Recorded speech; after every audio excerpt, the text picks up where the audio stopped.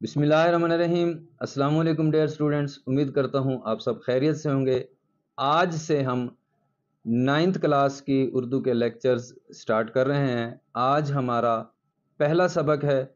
آج ہم اس کی ریڈنگ کریں گے، اس کو سمجھیں گے۔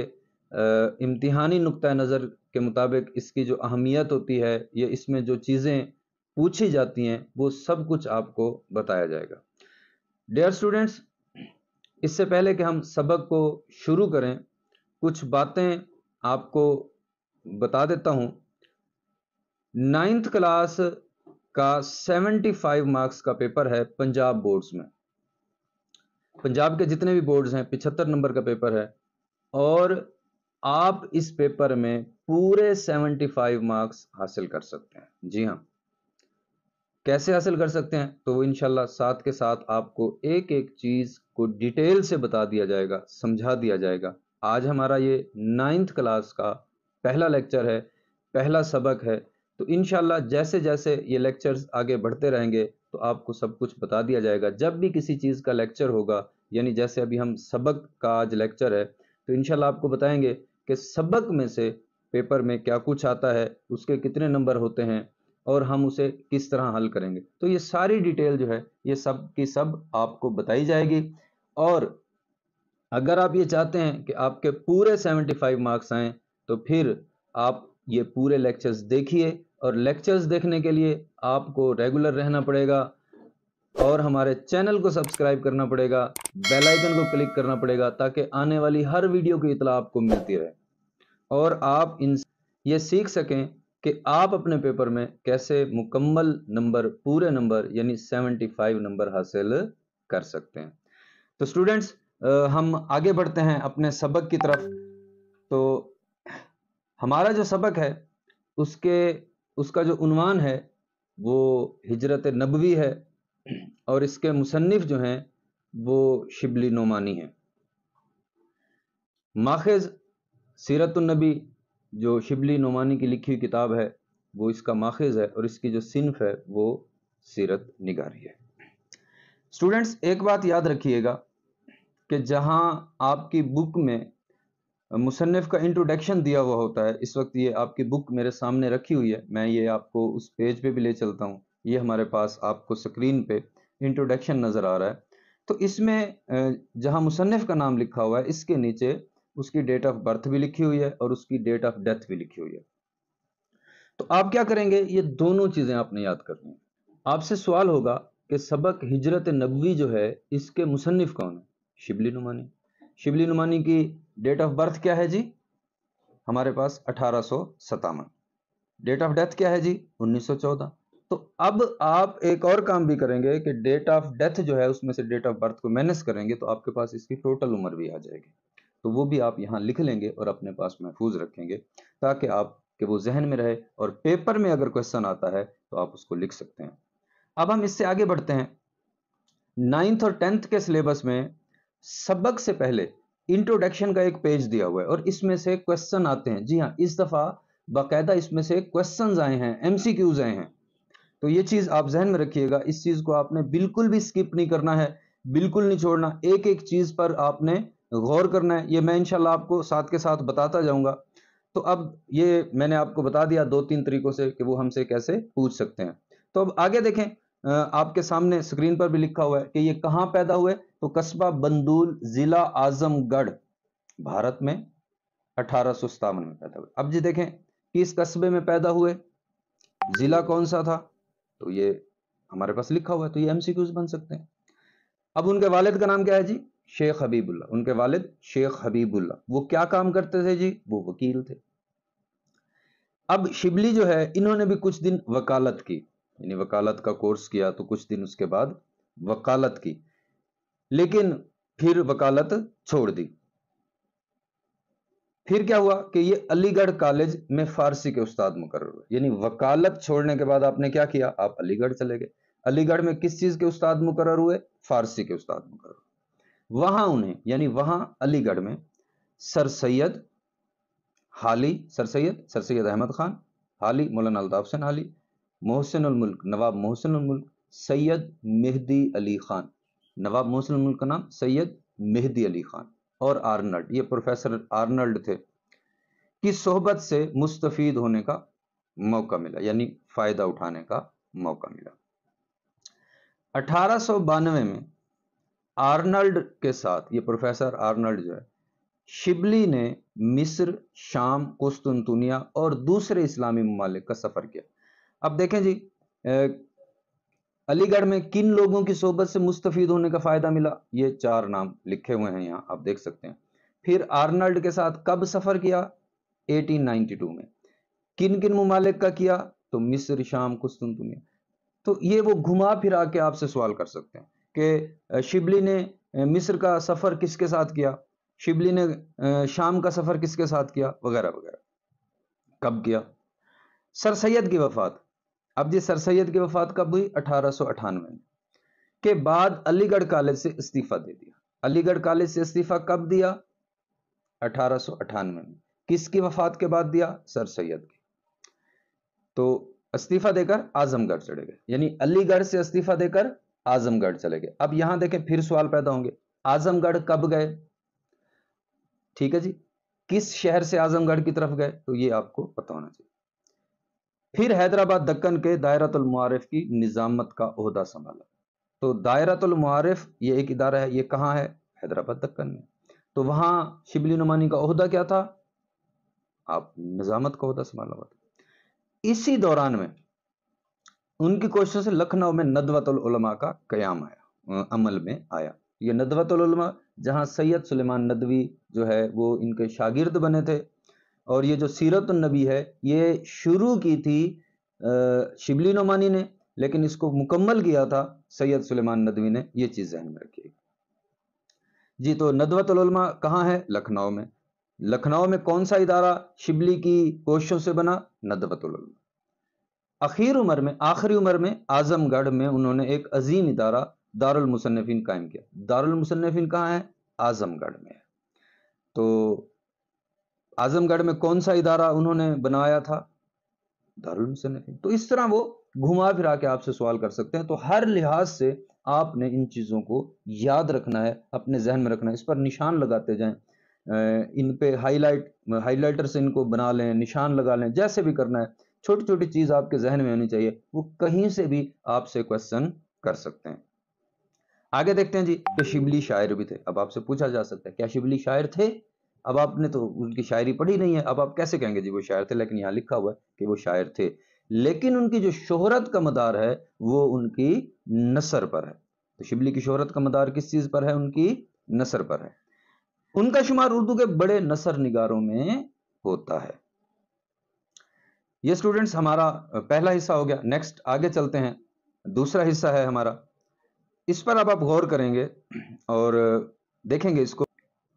شبلی نے اگرچہ متنوع موضوعات، اب دیکھیں مختلف موضوعات ہیں، مثلا اب دیکھیں ہمارے پاس تنقید ہے، تاریخ ہے، سوانح اور سیرت ہے، تذکرہ ہے، ادب ہے، معاشرت ہے، عقائد، تصوف، سیاست وغیرہ وغیرہ پر شبلی نے لکھا۔ اب اتنے عنوانات پر لکھا، اس کے باوجود بھی ان میں ان کا جو اظہار ہے اس میں ادبیت کی شان پائی جاتی ہے۔ اب یہ یہاں ایک سوال بن جاتا ہے کہ انہوں نے کن کن موضوعات پر لکھا، یعنی شبلی نے کن کن موضوعات پر لکھا؟ تو آپ یہ لکھ سکتے ہیں کہ یہ ان موضوعات پر شبلی نے لکھا، اس کو نشان لگا لیں، یہ آپ کا ایک سوال بنتا ہے۔ اس سے آگے دیکھیں، جوش بیان، ایجاز و اختصار، روانی و برجستگی، محققانہ انداز، غنائیت اور شعریت ان کے اسلوب بیان کی نمایاں خصوصیات ہیں۔ تو جوش بیان سے لے کر خصوصیات ہیں، یہاں تک نشان لگا لیں۔ اب یہ آپ کا ایک کویسچن بن گیا کہ پوچھا جا سکتا ہے جی شبلی کے اسلوب بیان کی نمایاں خصوصیات کون کون سی ہیں؟ تو آپ جوش بیان سے لے کر خصوصیات ہیں، یہاں تک یہ ایک شارٹ کویسچن آپ کا بن گیا۔ آگے ہے جی شبلی کی تمام ادبی کاوشوں سے قطع نظر ان کا سب سے بڑا ادبی کارنامہ ان کا انداز بیان۔ اب جی شبلی کا سب سے بڑا ادبی کارنامہ کیا ہے جی؟ ان کا انداز بیان۔ اب شبلی نے کئی تصانیف لکھی ہیں، کئی کتابیں لکھی ہیں، ان میں سے چند ایک کے نام یہاں لکھے ہوئے ہیں، آپ بھی دیکھیے، یہاں آپ کو سکرین پر نظر آ رہے ہیں، غور سے دیکھتے جائیے۔ سب سے پہلے ہے جی شعر العجم، اس کی 5 جلدیں، اس کے بعد الفاروق ہے، پھر المامون ہے۔ یہ جو الفاروق ہے یہ حضرت عمر فاروق کی سوانح کے حوالے سے ہے۔ المامون جو ہے یہ خلیفہ ہارون الرشید کے بیٹے مامون الرشید ان کے حوالے سے ہے، سیرت النعمان امام اعظم ابو حنیفہ رحمۃ اللہ علیہ ان کی سیرت کے حوالے سے ہے، الغزالی تو یہ امام غزالی رحمۃ اللہ علیہ ان کے حوالے سے ہے، سوانح مولانا روم مولانا جلال الدین رومی کے حالات و واقعات ہے اس میں، یہ سفر نامہ روم و مصر و شام، یہ جو ابھی اوپر ہم نے پڑھا ہے کہ انہوں نے مختلف اسلامی ممالک کا سفر کیا تھا، تو یہ اس میں بیان کیا گیا ہے، اور اس کے بعد سیرت النبی جس میں سے ہمارا یہ سبق بھی لیا گیا ہے۔ تو اسٹوڈنٹس یہ مصنف کا ایک انٹروڈکشن ہو گیا ہمارے پاس، شبلی نعمانی کا تعارف ہو گیا، تو یہ ہمیں ایک ایک جملہ ہم نے یاد کرنا ہے، دیکھنا ہے کہ کہاں اس کی معروضی بن رہی ہے، کہاں شارٹ کوسچن بن رہا ہے، تو میں نے یہ پوری ڈیٹیل سے آپ کو بتا دیا ہے۔ تو اب ہم آگے چلتے ہیں نیکسٹ، اب ہم اپنے سبق کو شروع کرتے ہیں۔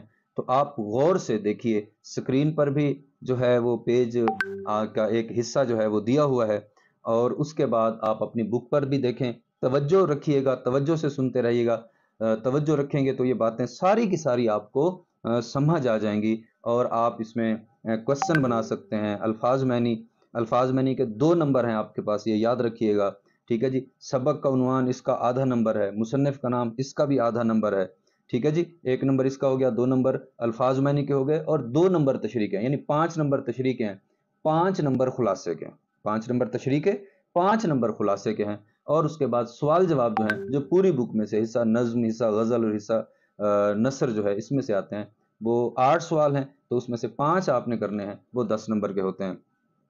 تو جی ہم اپنا سبق شروع کرتے ہیں اس وقت جب دعوت حق کے جواب میں، یعنی نبی پاک صلی اللہ علیہ وآلہ وسلم اعلان نبوت کر چکے تھے، نبوت کا اظہار لوگوں کو بتایا کہ میں اللہ کا نبی ہوں، اللہ ایک ہے، اللہ پر ایمان لے کے آؤ، کفار مکہ کو یہ باتیں سمجھائی گئیں، بتائی گئیں۔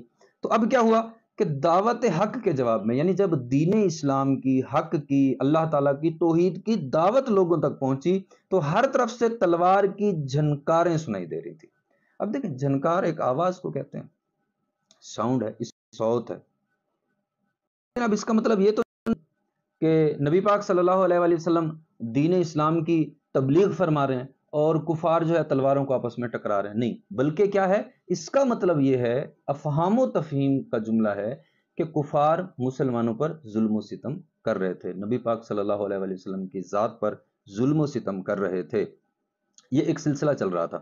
تو یہاں جو یہ بتایا گیا ہے، اس سے پہلے مسلمان حبشہ کی طرف 2 مرتبہ ہجرت کر چکے تھے، اور کافی مسلمان جو ہے وہ مدینہ کی طرف بھی ہجرت کر چکے تھے۔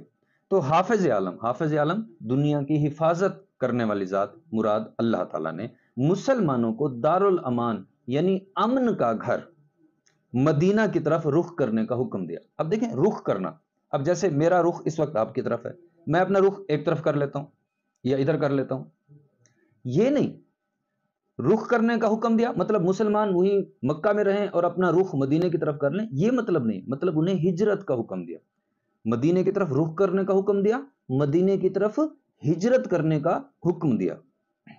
لیکن خود وجود اقدس یعنی نبی پاک صلی اللہ علیہ وآلہ وسلم، وجود اقدس مقدس وجود، پاک بابرکت جسم، جو ان ستمگاروں کا یعنی ان ظالموں کا، ستمگار ظلم و ستم کرنے والے قریش مکہ کا حقیقی ہدف تھا، اصل نشانہ تھا، یعنی وہ نبی پاک صلی اللہ علیہ وآلہ وسلم کو چوٹ پہنچانا چاہتے تھے، نقصان پہنچانا چاہتے تھے، تکلیف دینا چاہتے تھے، اپنے لیے حکم خدا کا منتظر تھا۔ یعنی مسلمان تو ہجرت کر چکے، اب نبی پاک صلی اللہ علیہ وآلہ وسلم اپنے لیے اللہ تعالیٰ کے حکم کے منتظر ہیں، اس انتظار میں ہے کہ اللہ تعالیٰ کا حکم آئے تو پھر میں ہجرت کروں یہاں سے۔ نبوت کا 13واں سال شروع ہوا، نبوت کا 13واں سال۔ اب آپ ذرا غور کیجئے، نبی پاک صلی اللہ علیہ وآلہ وسلم نے اعلان نبوت فرمایا تھا 40 سال کی عمر میں، تو نبوت کا 13واں سال شروع ہوا، مطلب کتنے سال ہو گئے؟ 53 سال ہو گئے، 53 ایئرز۔ تو ہجرت کے وقت نبی پاک صلی اللہ علیہ وآلہ وسلم کی عمر مبارک کتنی تھی؟ 53 سال تھی۔ یہ چیز آپ نے اپنے ذہن میں رکھنی ہے۔ تو نبوت کا کون سا سال تھا؟ 13واں سال تھا، تو 13 نبوی اور نبی پاک صلی اللہ علیہ وسلم کی عمر مبارک 53 سال، یہ چیز آپ نے ذہن میں رکھنی۔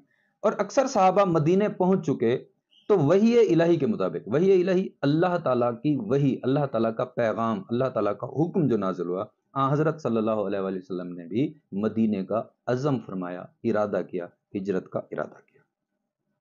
قریش مکہ نے دیکھا، اب آپ ذرا غور کریں کہ قریش مکہ مکہ میں ہے، مسلمان مدینے میں ہیں۔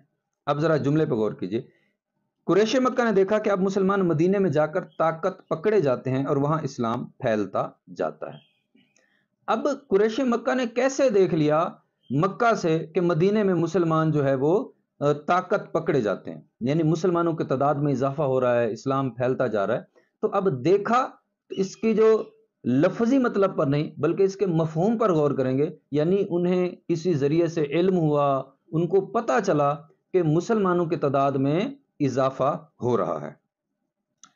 چنانچہ لوگوں نے مختلف رائیں پیش کی، مختلف مشورے پیش کیے اسلام کو نقصان پہنچانے کے حوالے سے۔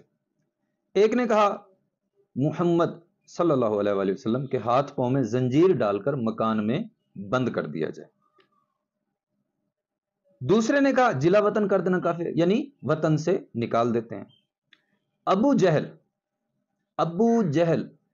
اب ہم ابو جہل کہتے ہیں، اصل نام ہے عمرو بن حشام۔ اصل نام کیا ہے جی؟ عمرو بن حشام۔ یہ چیز آپ نے اپنے ذہن میں رکھنی ہے۔ اہل مکہ ابو جہل کو یعنی عمرو بن حشام کو ابو الحکم کہتے تھے، کیونکہ یہ پڑھا لکھا تھا، بڑا وہاں معاملہ فہم تھا، معاملات پر بڑا اس کو عبور تھا، بڑا خوبرو تھا، جنگجو تھا، بہت بڑا خطیب تھا، قوت گویائی بہت اچھی تھی، لیکن کیونکہ اس نے اسلام قبول نہیں کیا اس لیے اس کو ابو جہل کہا گیا، جاہلوں کا باپ۔ اس نے کہا کہ ہر قبیلے سے ایک شخص کا انتخاب ہو اور پورا مجمع مل کر ایک ساتھ تلواروں سے ان کا خاتمہ کر دے، یعنی معاذ اللہ نبی پاک صلی اللہ علیہ وآلہ وسلم کے قتل کی پلاننگ کی جا رہی تھی۔ اس صورت میں ان کا خون تمام قبائل میں بٹ جائے گا، یعنی نبی پاک صلی اللہ علیہ وآلہ وسلم کے قتل کا جو الزام ہے، خون بٹ جائے گا، قتل کا جو الزام ہے وہ تمام قبائل پر آئے گا، اور آل ہاشم جو نبی پاک صلی اللہ علیہ وآلہ وسلم کا قبیلہ ہے وہ اکیلے تمام قبائل کا مقابلہ نہ کر سکیں گے۔ اس اخیر رائے پر، یعنی اس آخری رائے پر، اس آخری مشورے پر سب کا اتفاق ہو گیا، سب راضی ہو گئے، اور جھٹ پٹے سے، یعنی جو اندھیرے اور اجالے کی ملی جلی کیفیت ہے، یہ صبح بھی ہوتی ہے شام بھی ہوتی ہے، دونوں وقت ہوتی ہے۔ صبح جب ہوتی ہے تو وہ رات ختم ہو رہی ہوتی ہے، دن کا اجالا ہو رہا ہوتا ہے، اور شام کو جب ہوتی ہے تو دن ختم ہو رہا ہوتا ہے اور رات کا اندھیرا شروع ہو رہا ہوتا ہے۔ تو یہاں دوسرے والا جو ہے وہ بیان کیا گیا۔ رسول اکرم صلی اللہ علیہ وآلہ وسلم کے آستانہ مبارک یعنی آپ کے گھر کا محاصرہ کر لیا، چاروں طرف سے گھیر لیا۔ آستانہ مبارک گھر محاصرہ کر لینا، گھیر لینا چاروں طرف سے۔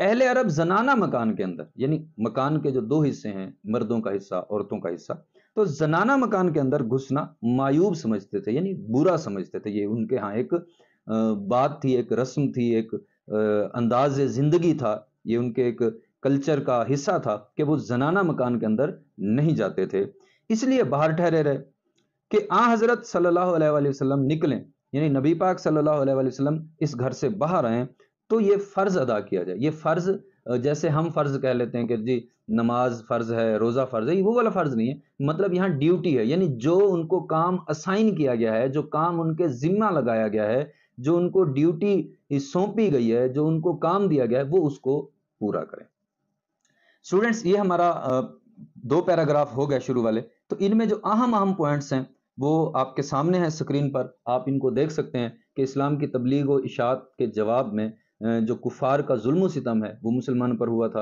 اور مسلمانوں نے مدینہ کی طرف ہجرت کی۔ نبی پاک صلی اللہ علیہ وآلہ وسلم اپنے لیے حکم خدا کے منتظر، نبوت کے 13ویں سال جو ہے نبی پاک صلی اللہ علیہ وآلہ وسلم نے اللہ تعالیٰ کے حکم سے مدینہ پاک کی طرف ہجرت کا ارادہ فرمایا۔ مدینہ میں جو اشاعت ہے اسلام کی، تو اس کا کفار کو علم ہوا، اور کفار نے نبی پاک صلی اللہ علیہ وآلہ وسلم کے قتل کا ارادہ کیا۔ نبی پاک صلی اللہ علیہ وآلہ وسلم کے گھر کا محاصرہ کیا گیا، اور زنانہ مکان کے اندر گھسنا کفار معیوب سمجھتے تھے۔ تو یہ اہم پوائنٹس ہیں، یہ باتیں ہیں، یہ کی پوائنٹس ہیں ان پیراگرافز میں جو ہم نے سیکھیں۔ تو اسٹوڈنٹس نیکسٹ چلتے ہیں۔ نیکسٹ ہمارے پاس ایک آگے پیراگراف ہے، اس کو ریڈنگ کر لیتے ہیں سب سے پہلے اس کی۔ رسول اللہ صلی اللہ علیہ وآلہ وسلم سے قریش کو اس درجہ عداوت تھی، اس درجہ بہت زیادہ دشمنی تھی، عداوت دشمنی، اس درجہ بہت زیادہ عداوت دشمنی۔ تاہم پھر بھی آپ صلی اللہ علیہ وآلہ وسلم پر یہ اعتماد تھا، یعنی بہت زیادہ۔ اب آپ دیکھیں اس یہ اسم اشارہ ہیں، لیکن یہاں جو ہے ایک چیز پر زور دینے کے لیے جو ہے ان کو استعمال کیا جا رہا ہے، اس کی اہمیت کو بیان کرنے کے لیے۔ پہلے کہا جی اس درجہ یعنی بہت زیادہ، اور پھر کہا یہ اعتماد تھا، یعنی اتنا زیادہ اعتماد تھا کہ جس شخص کو کچھ مال اسباب امانت رکھنا ہوتا، امانت یہ یعنی نبی پاک صلی اللہ تعالیٰ علیہ وسلم کو کفار صادق اور امین کہتے تھے۔ اب امانت کیا ہے؟ اصل یہ چیز ذہن میں رکھیے گا، آج کل ہمارے ہاں بھی امانتیں رکھی جاتی ہیں، تو اس بات کو آپ توجہ سے سن لیں، سمجھ لیں۔ آپ کو کسی نے 100 روپے دیے اور کہا کہ جی امانت کے طور پر اپنے پاس رکھیں، میں کچھ عرصے بعد آپ سے واپس لے لوں گا، تو امانت یہ ہے کہ وہ 100 کا نوٹ ویسے کا ویسے ہی رکھا رہے، اور جب وہ مانگے تو وہی نوٹ اس کو واپس کر دیا جائے، یہ ہے اصل امانت، اس کو کہا جاتا ہے۔ تو یہ چیز آپ ذہن میں رکھیں گے۔ تو جو مال اسباب امانت رکھنا ہوتا تھا آپ ہی کے پاس لا کر رکھتا تھا، اس وقت یعنی جب آپ ہجرت کر رہے تھے اس وقت بھی آپ کے پاس بہت سی امانتیں جمع تھیں۔ آپ کو قریش کے ارادے کی پہلے سے خبر ہو چکی تھی، یعنی ان کی جو نیت ہے کہ وہ نبی پاک صلی اللہ علیہ وآلہ وسلم کو قتل کرنے کا ارادہ رکھتے تھے، تو یہ خبر، یہ اطلاع اللہ تعالیٰ کے ذریعے پہلے ہی آپ کو دے دی گئی، بتا دیا گیا۔ اس بنا پر جناب امیر حضرت علی، تو جناب امیر حضرت علی کو کہا گیا، کو بلا کر فرمایا مجھ کو ہجرت کا حکم ہو چکا ہے، یعنی نبی پاک صلی اللہ علیہ وآلہ وسلم جو کچھ حضرت علی کو فرما رہے ہیں، میں آج مدینہ روانہ ہو جاؤں گا، تم میرے پلنگ پر میری چادر اوڑھ کر سو رہو، صبح کو سب کی امانتیں جا کر واپس دے آنا، یعنی صبح اٹھنا، سب کی امانتیں واپس دینا اور پھر مدینے آ جانا۔ یہ سخت خطرے کا موقع تھا کہ جناب امیر کو معلوم ہو چکا تھا کہ قریش آپ کے قتل کا ارادہ کر چکے ہیں، اور آج رسول اللہ صلی اللہ علیہ وآلہ وسلم کا بستر خواب جو ہے، جہاں نبی پاک صلی اللہ علیہ وآلہ وسلم آرام فرمایا کرتے تھے، سویا کرتے تھے، وہ قتل گاہ کی زمین ہے، یعنی وہاں قتل ہونے کا خطرہ ہے۔ لیکن فاتح خیبر، یہ دیکھیے ابھی تک خیبر فتح نہیں ہوا، یہ مصنف نے آگے کی بات کو پہلے بیان کیا ہے، یعنی جو واقعہ ابھی کیونکہ مسلمان وہاں ہجرت کر کے جاتے ہیں، غزوہ بدر ہے، غزوہ بدر کے بعد غزوہ احد ہے، اس کے بعد غزوہ خیبر ہے، تو پھر وہاں خیبر کو فتح کیا جاتا ہے، حضرت علی وہ جو خیبر کا دروازہ ہے اس کو توڑتے ہیں، اس کے حوالے سے روایات موجود ہیں۔ تو حضرت علی کے جذبے کو یہاں بیان کیا جا رہا ہے کہ فاتح خیبر یعنی خیبر کو فتح کرنے والی جو ہستی ذات ہے، ان کے لیے یہ جو قتل گاہ ہے، یعنی پتہ ہے کہ یہاں قتل ہو جانا ہے، وہ فرش گل تھا۔ تو اس میں یہ بھی ہے کہ حضرت علی فرماتے ہیں کہ وہ ایک واحد رات ہے جہاں جس رات میں بہت آرام سے اور سکون سے سویا ہوں۔ کیوں؟ کیونکہ نبی پاک صلی اللہ علیہ وآلہ وسلم نے فرما دیا تھا کہ صبح کو اٹھ کے سب کی امانتیں واپس لوٹانا اور پھر مدینے آنا، یعنی حضرت علی فرماتے ہیں کہ مجھے یقین تھا کہ مدینے تک پہنچنے تک مجھے موت نہیں آئے گی۔ تو سٹوڈنٹس، یہ ہمارا پیراگراف ہو گیا۔ اب ہم اس کے جو اہم پوائنٹس ہیں ان کی طرف دیکھتے ہیں کہ قریش کو رسول اللہ صلی اللہ علیہ وآلہ وسلم سے بہت عداوت تھی، لیکن اس کے باوجود قریش کا رسول اللہ صلی اللہ علیہ وآلہ وسلم کی امانت داری پر بھی بہت زیادہ اعتماد تھا۔ ہجرت کے وقت آپ کے پاس بہت ساری امانتیں جمع تھیں، تو حضرت علی کو ہجرت کے بارے میں نبی پاک صلی اللہ علیہ وآلہ وسلم نے بتایا، اور اس کے بعد یہ فرمایا کہ میرے پلنگ پر سو جانا اور صبح یہ سب کی امانتیں دے کر واپس آ جانا، مدینہ ہجرت کر جانا۔ اور حضرت علی کے لیے وہ جو ایک مشکل کام تھا، یعنی آپ کے بستر پر سونا جبکہ قتل کا خطرہ ہے، وہ یوں آپ آرام سے سوئے، فرش گل یعنی پھولوں کا فرش، پھولوں سے سجا ہوا بستر ہو، تو اتنے آرام سے اور سکون سے سوئے۔ اور اس کی وجہ میں نے آپ کو بتا دی ہے کہ حضرت علی نے فرمایا کہ میں اپنی زندگی میں صرف ایک رات سکون سے سویا ہوں، اور وہ رات وہی تھی کہ جس رات میں نبی پاک صلی اللہ علیہ وآلہ وسلم کے بستر پر سویا تھا۔ اسٹوڈنٹس، آج کا یہ ہمارا لیکچر مکمل ہوا، کمپلیٹ ہوا۔ انشاءاللہ نیکسٹ ویڈیو میں ہم اپنے اس سبق کو مکمل کریں گے۔ آپ نے اگر ابھی تک ہمارے اس چینل کو سبسکرائب نہیں کیا تو ہمارے چینل کو سبسکرائب کیجئے، بیل آئیکن کو لازمی کلک کیجئے گا تاکہ آنے والی ہر نئی ویڈیو کی اطلاع آپ کو ملتی رہے۔ ہمارے اس ویڈیو کو لائک کیجئے، اپنے فرینڈز کے ساتھ شیئر کیجئے تاکہ زیادہ سے زیادہ اسٹوڈنٹس اس کو سیکھ سکیں، سمجھ سکیں ان باتوں کو، اور بورڈ میں اپنے میکسیمم نمبر حاصل کر سکیں۔ انشاءاللہ نیکسٹ ویڈیو میں آپ سے ملاقات ہوگی۔